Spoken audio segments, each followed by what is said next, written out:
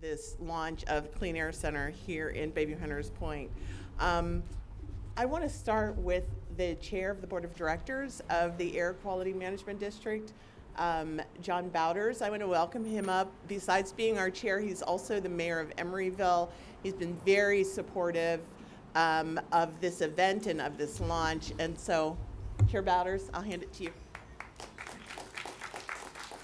Well, good morning. Thanks so much for joining us today for this event to celebrate the launch of the very first Clean Air Center here in California, right here in San Francisco. Yes, Clean Air Center is providing public, accessible buildings to residents who need clean air as a refuge from wildfire smoke. Climate change has caused an increase in the intensity and frequency of wildfires, which has resulted in significant impacts to our air quality across the region. Many residents lack access to clean air in their own homes during these smoke events, which is hazardous to their health. The Clean Air Centers will be located in historically underserved communities that are the most vulnerable to wildfire smoke impacts so that everybody in our region has access to clean air.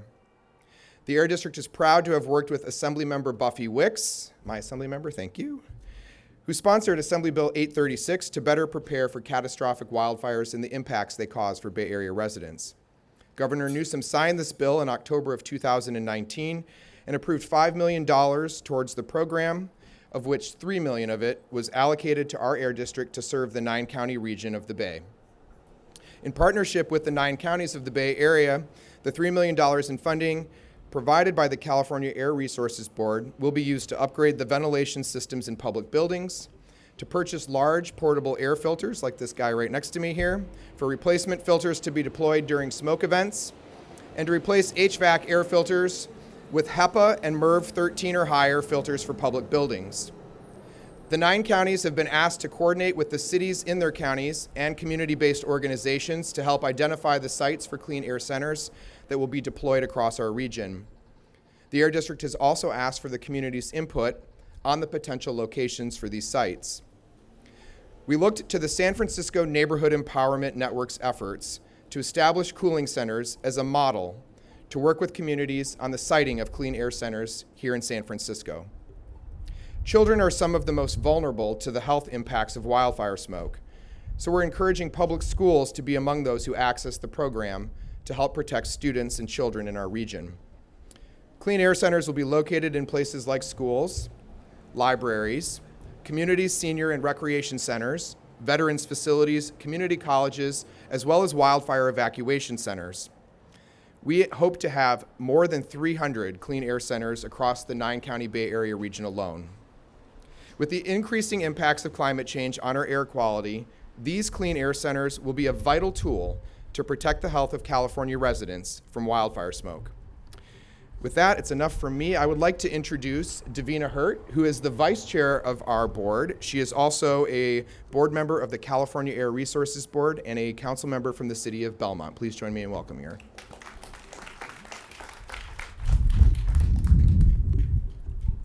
Good morning, everyone. I'm also a member of the California Air Resources Board, or CARB as it's also known. And it's in that capacity that I'll speak to you today. I'm just really thrilled to be here with all of you celebrating the opening, we can't say it enough, of not only the very first Clean Air Center in the Bay Area, but in the state of California. That's funded through the Wildfire Smoke Clean Air Centers for Vulnerable Populations Incentive Pilot Program.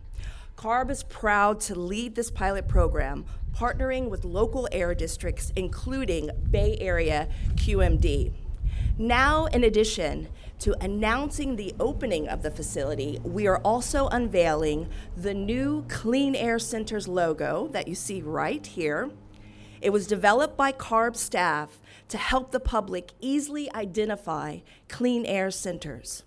Just imagine, this pilot program will fund a network of clean air centers in vulnerable communities all across the state. And this logo is meant to provide a recognizable visual identity that will make it easier for people to find a safe place during wildfire smoke events. This is truly an exciting program where we're taking action to help people breathe easier, especially in vulnerable communities.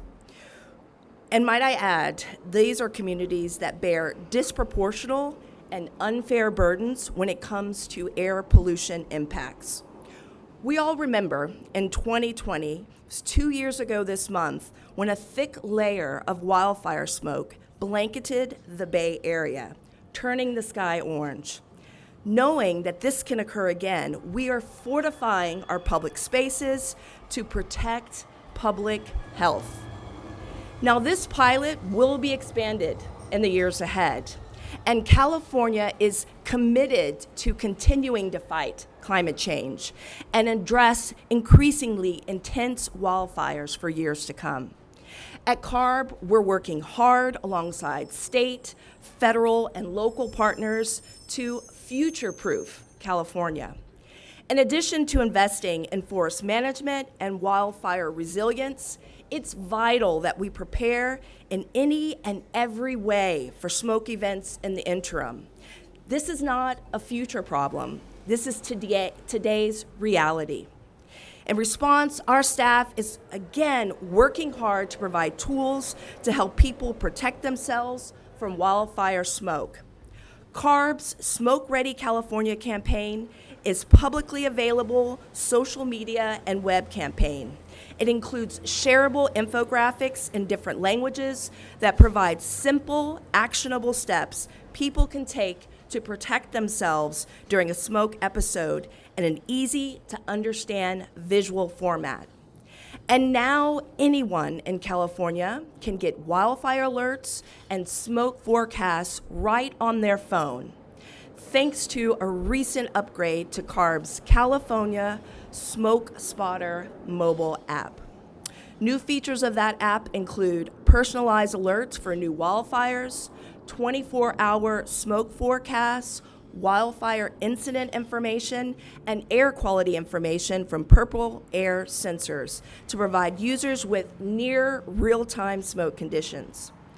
These tools are all part of efforts by CARB and the Governor's Office to inform and protect Californians from the impacts of wildfire smoke. We are very proud to stand alongside the Bay Area Air Quality Management District, San Francisco, and the Bayview Hunters Point community today to announce this launch of this vital program and the addition of another tool to help protect those who need it most during the wildfire season. We'd also like to thank Assemblymember Buffy Wicks for her leadership and all those who made this a reality today. Congratulations. And let us continue to do remarkable things together. Our environment and future generations require this of us. I would now like to invite my colleague and friend, Tyrone Jew of the San Francisco Department of the Environment.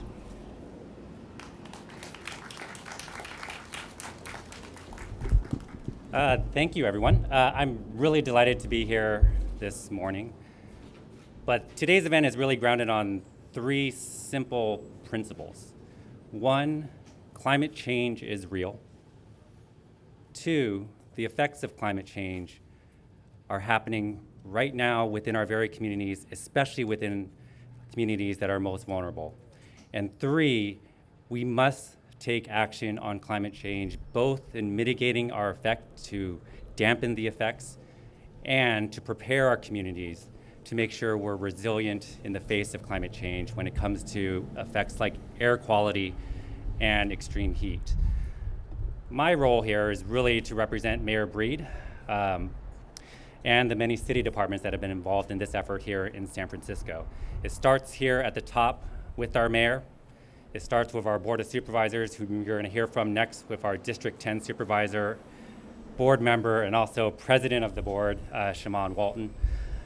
And it starts with the many city departments that are involved, from the Department of Emergency Management, our libraries, as well as our many community partners. This is many years in the making because it involves many people at the table.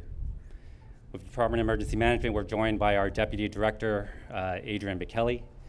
From the libraries, we're joined by the City Librarian, Michael Lambert, both of whom will be presenting us on a tour of this facility later on. And let me just say something about our city librarian. You know, these libraries are truly a center of knowledge for our communities. They're a place of respite where people can learn, they can thrive, and they can grow. And now, through his leadership, through his bond measures that he's passed, through his unique focus on making these libraries a sustainable beacon of libraries throughout the nation, you know, these places are also going to be a center of respite and safety for our communities. And so I really want to thank City Librarian Michael Lambert for his role in doing that. And lastly, this does not happen without community. This has to be community-driven and community-led. Here in the Bayview, the Department of Emergency Management is leading this effort with the Supervisor's Office through the Resilient Bayview program. We have a lot of partners there that are involved at the table. I know Tasing Parker is here from the YMCA, and many others whom you're going to hear from a little bit later on. But this center is not successful unless you have community support, you have community buy-in, because these centers are just centers that become not utilized without them at the table. So with that, I just want to thank everyone for gathering here today and for everyone that's put in the hard work into today's announcement. And I'll pass it along to fellow board member on the Air District. Oh, you're going to Supervisor of District 10, as well as President of the Board of Supervisors, Shaman Walton. Did you want to say something, Director Edie? That's okay. You are a man who goes without introduction. Okay. Good morning, everybody. Good morning, everybody. Welcome to Bayview Hunters Point, where the sun is always shining, and it is amazing for a community to come together. I do want to start off by not only thanking the California Air Resources Board and the Bay Area Air Quality Management District, but also all the community representatives who are here, who do a lot of work to make sure that we have clean air in our community. And so I want to thank Bayview Hunters Point advocates. I want to thank the Marie Harrison Foundation. I want to thank Daniel Holmesley with the Neighborhood Empowerment Network. And I want to thank all the community members here that are present. Like Director Hurt said earlier, if you remember 2018, I remember it like it was yesterday, where we had that orange haze in our skies. We had to shut down schools. People couldn't go to work because the air quality was that horrible. And most certainly our most vulnerable communities suffered more than others. So having a place where people can go to breathe clean air in community is something that is extremely vital and important. So we're excited to have the first clean air center in California right here in our own community in Bayview Hunters Point. It's important that we demonstrate that commitment to our communities that have been isolated, disenfranchised, and that have been most vulnerable to the negative impacts of air quality. And this is a demonstration of folks coming together and really caring to make sure that we take that step to get this done. So on National Voter Registration Day, I want to appreciate everyone for coming out. I want to thank, of course, our director of the library, Director Lambert, for being here and attending himself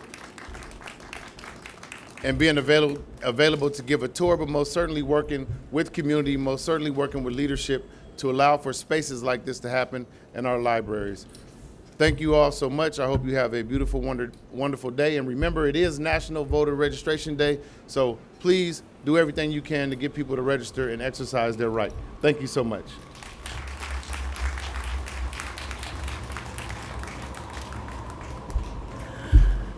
I want to thank all of our speakers so far, especially the Air District's Board of Directors who have shown out in numbers. So you see the kind of support that we get at the Air District, and I'm really, really grateful for it.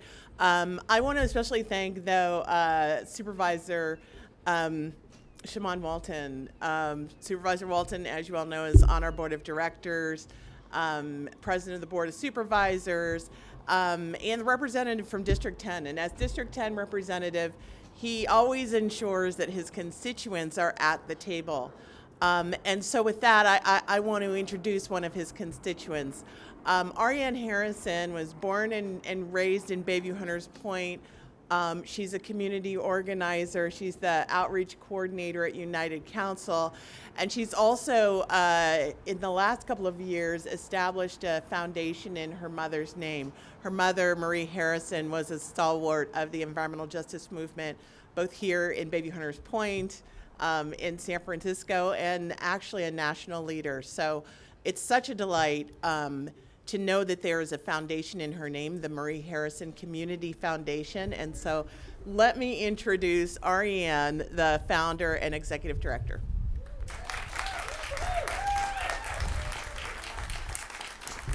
Good afternoon. My name is Ariane Harrison. Like she said, I'm the founder of Marie Harrison Community Foundation, Inc. for social and environmental justice. www.canwelive.org. That I put in my plug. Now, I'm only 5'2". I'm not very polished, but you know, I do say what I mean and mean what I say. I'm very glad to see this program getting started.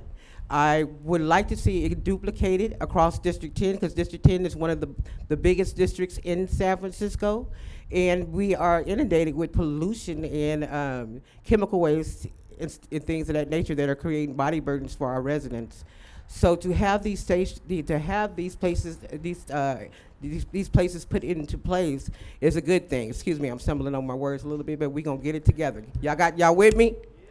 All right. So yeah, so I would like myself to see this program duplicated, it to actually go in not just into these spaces, but places like United Council and like our schools, because those are where the vulnerable citizens, the kids in the senior center, those are places that are most vulnerable, that hold the most people, and people are not guaranteed to be able to make it here to this safe space, and we want to make sure that our community is protected. You know, I just wanted to send that message, and we got to do everything that we possibly can to guard the health of our residents. My name is Ariane Harrison. I'm the founder of Marie Harrison Community Foundation, Inc. I want to send a shout out to Shaman Walton for really, you know, listening to the community and putting forth its best efforts to make sure that we can have some solutions to some of the issues that we have been struggling with here in San Francisco and San Franciscans, because it's not just Bayview residents that are having this issue. This is not just a Bayview Hunters Point issue. I think we've been able to dismiss the problems that are happening here too easily, because it's those people over there. See, the problems that we're having here in our district are things that are going to affect all of San Francisco. So it's not just a Bayview Hunters Point resident issue, it is a San Franciscan issue. We are a do-it-first city, and we profess to be the climate justice leaders in the U.S., so we have to move forward and push forward in that effort to actually be what we say we are. And I hope that you guys would join me on this mission to have clean air, water, and land. On that, I'm gonna leave you this message, because all we're trying to do out here is live.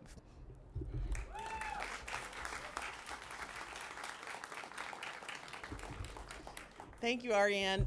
So that concludes the speaking part of the press conference.